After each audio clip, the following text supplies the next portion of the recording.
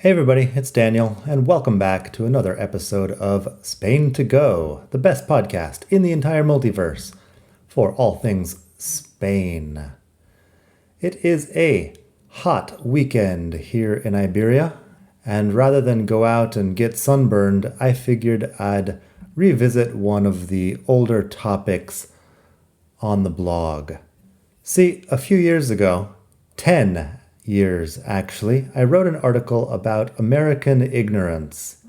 This just popped up. It was May of 2013. Whatever else I was doing in May of 2013, I was also writing about the ignorance of American people. The reason? Well, a then popular TV series called How I Met Your Mother had just run an episode in which a character named Ted flashes back to a youthful adventure in Spain. And the Hollywood writers got virtually everything wrong. On his trip, young Ted dances a tango, sees a mariachi band, and stands in front of a laughably inaccurate map of Spain in a scene that lasts all of 24 seconds.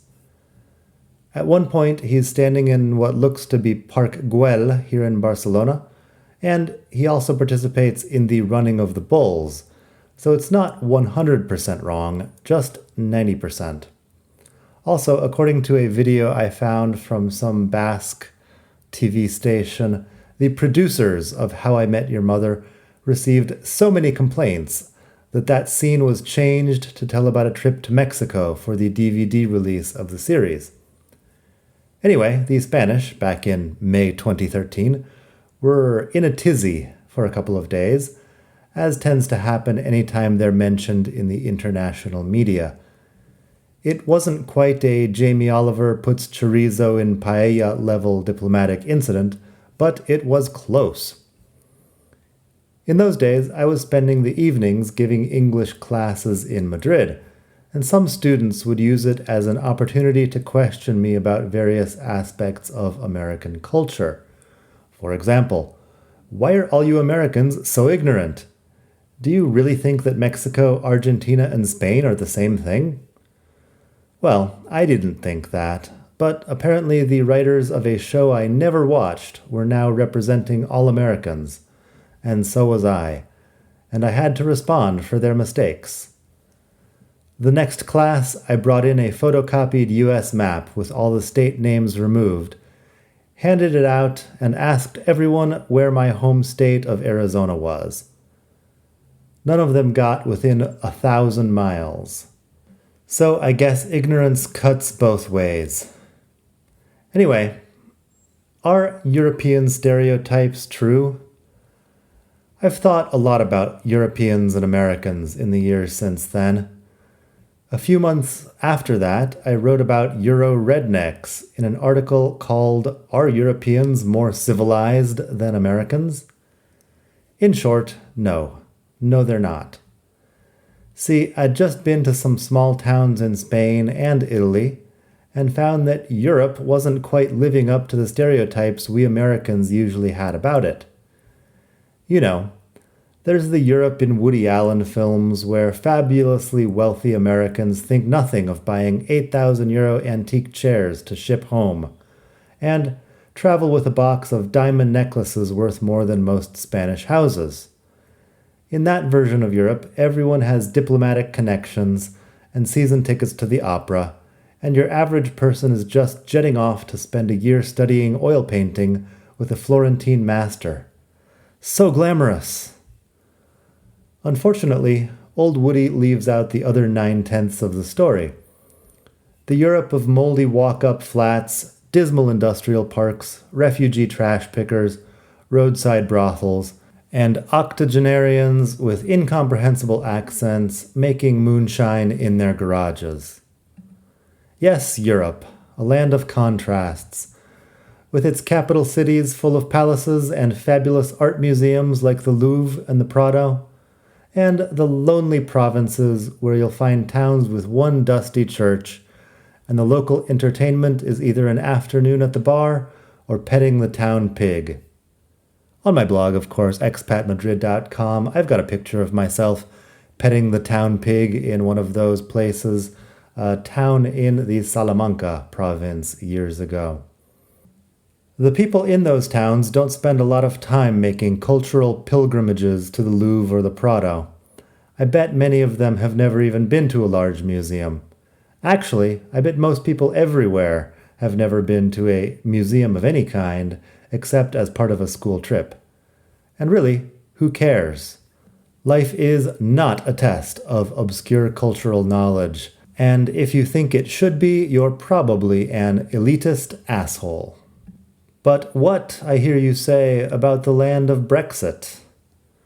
Well, a few years after my first forays into small-town Europe, the Brexit referendum went down, and I wrote about the revenge of the Euro rednecks. I don't know any British people who were in favor of Brexit, so I just assumed the whole thing was a bunch of old people, nostalgic for the pre-mass immigration UK they'd grown up in, plus some innocent country folk who didn't know any better. Now I'm guessing that the issue is a bit deeper, but it took me a couple of years to get past the black and white worldview that the leftist media loves to shove down everyone's throats. Here's the right way to think, and anyone who thinks otherwise is stupid and evil. Got it? Well, no. Respectfully, sirs, I don't got it. The modern UK, incidentally, is not a Hugh Grant rom-com where everyone's fantastically wealthy and white. I've been on London buses where I was the only person, including the driver, who spoke English at a high level, and I've been in neighborhoods that, except for the freezing weather, might as well be India. Check out writing by Douglas Murray or Theodore Dalrymple, for example. They make some pretty good points about the decline of Europe, the West, and the UK in the age we live in. It's depressing and uncomfortable to read, but their arguments rarely strike me as being untrue. Whether or not Brexit was a good idea or just a bizarre populist meme that got out of hand, of course, is a completely separate question. But is Europe a highbrow socialist paradise? Well, here's the thing. Europe has a public image in the US which is quite sophisticated and highbrow.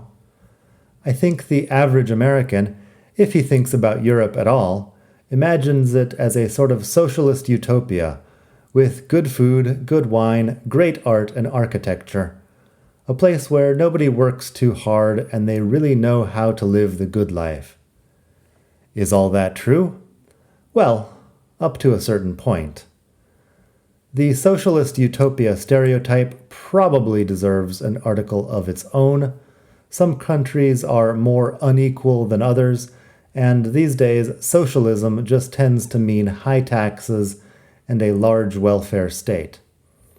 Plus, I doubt the official economic numbers do much to take into account the large number of people scraping by in the underground economy.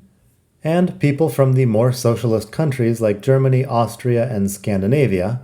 Scandinavia is not a country, of course, but a region of several countries. You know what I mean. In any case, people who have been subsidized every day of their lives to an extent which would shock your average American are still capable of complaining about how unfair their whole system is. And what about those other stereotypes? Well, there's good food and great architecture in a lot of places around the continent. But it varies, of course, from one place to the other.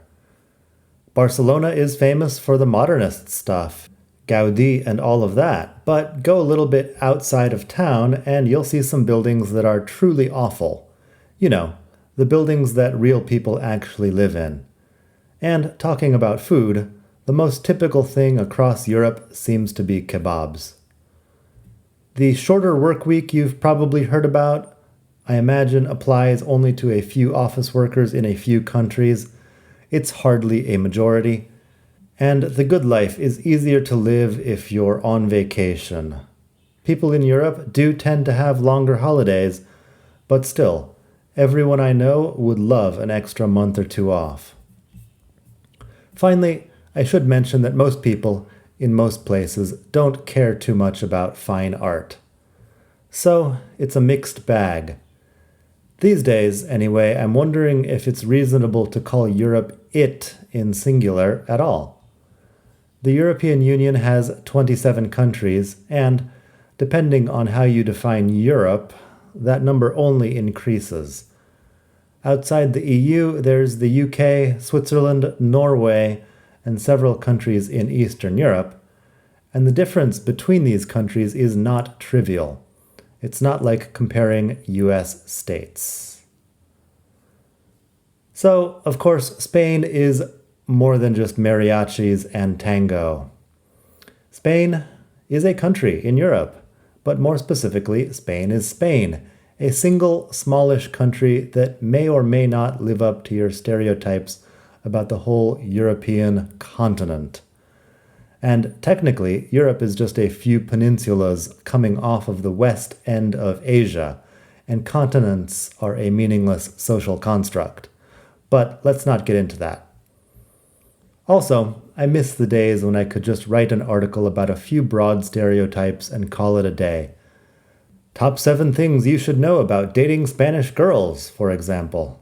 That's an episode of the podcast as well. You can take a listen. In any case, these days I'm tired of clickbait, but 10 years later, I'm still getting comments on my original American Ignorance article. The more intelligent ones are about the fact that Spain had quite a bit of influence on early US history. As a great power alongside the UK and France, the Spanish were involved in the Revolutionary War in ways we don't usually give them credit for. Once again, I knew nothing about this, mostly because my education back home seemed more focused on crushing my spirit through a decade and a half of boredom than it was on teaching me about European history during the Renaissance and Enlightenment. Call me ignorant if you want. All I can say is that I'm sorry for not, as a teenager, exercising more control over the curriculum at my high school. But back to the big question. Are European people just as ignorant as Americans? Maybe they are. I'm not sure. At this point, everyone's seen the videos where they stop randomers on the streets of New York, wherever that is, and ask them obvious geography questions. Turns out that if you stand in a heavily trafficked area and ask around, you can find people who don't know anything about anything, and who are willing to say so on camera. But is that really representative of Americans as a whole? I doubt it. And you can get people in Spain to be equally dumb on camera as well. Check out a guy called Charlie OK for more about that. He interviews people in Madrid who can't find Spain on a map. It's interesting. In any case, is naming countries on a map a valid indicator of intelligence? I have my doubts. Honestly, I think most people are pretty ignorant about history and geography, even their own. And why wouldn't they be? You don't need to know about the underlying causes of the French Revolution to work as a taxi driver in Paris. And imagine here that you're visiting Europe for the first time. You really don't need to know about the difference between a Baroque and a Gothic cathedral to spend a lazy summer drinking wine and sleeping with the locals. In other words, most people know what they need to know to do their jobs and live their lives. Maybe they know more about fashion or football than they do about architecture, art, or philosophy. Does that mean they're ignorant? Meh. Is it time, then, to bone up on your geography? Modern transport tends to make a lot of geography just disappear. Zip across a bridge and then through a tunnel on a high-speed train, and you're blissfully unaware of the whole fording a river and then climbing to a mountain pass ordeal you're missing out on. You can just chill as the countryside flies by. You're probably more worried about the fact that Renfe still can't make onboard Wi-Fi work. And even in an urban environment, you don't really need to know where you are. You have GPS, don't you? And the names of places? Well, those are just names. No need to create real associations. Case in point, Madrid and Barcelona are full of streets, plazas, metro stops, named after important historical figures. So, who was Anton Martin? Who was Serrano, or Claudio Coello, or O'Donnell, or Argüelles? Here in Barcelona, who was Lesseps, or Verdaguer, or Alfonso X? I have a vague idea about a few of them. King Alfonso X, nicknamed El Sabio. That's the wise in English. From the look of him on this one statue I saw down in El Puerto de Santa Maria, I'd guess he was around in the Middle Ages. So I know that much, see? Anyway, I doubt one Spaniard in 100 could give you real biographical information about any of those names. Does it matter? Not much. Anyway, my rousing conclusion here is that highbrow culture is totally overrated. Most people in Europe are just as dumb as people anywhere else. And if you're personally offended by that statement, I can almost guarantee it's because you're one of the dumb ones. Also, pop culture like How I Met Your Mother isn't going to educate anybody either. Pop culture is just there to capture your attention long enough so that some big pharma company can put advertisements in front of you. The only thing I can say after all this time is that people in Europe tend to see a variety of American movies and TV shows, so at least they imagine they know a lot about American culture. Then they're a bit offended when we know little or nothing about theirs.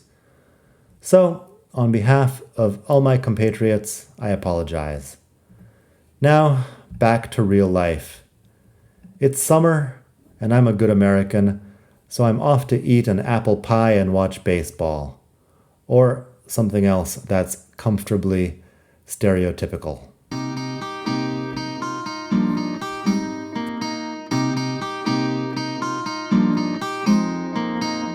I might record those articles about American ignorance and Euro rednecks next. Like I said, it's been 10 years since I wrote them. They probably need a little bit of editing to get to a point where I'd be comfortable sharing them in this podcast format, but there's still some interesting points there. As usual, I hope you're having a great day wherever it is you are in the world. If you liked this, you'll probably like my more specific podcast and article about Spanish stereotypes. That is episode 2, I think. Yes, episode 2. It's got all of the lazy, passionate bullfighting and constant party vibes that you expect from an article about Spanish stereotypes, and my opinions about whether or not they are true. Anyway, the human condition is full of stereotypes. It's one of the basic functions of our little primate brains, so there's no escaping it. It's bound to happen. I hope you enjoyed this, and stay cool wherever you are. Hasta la próxima.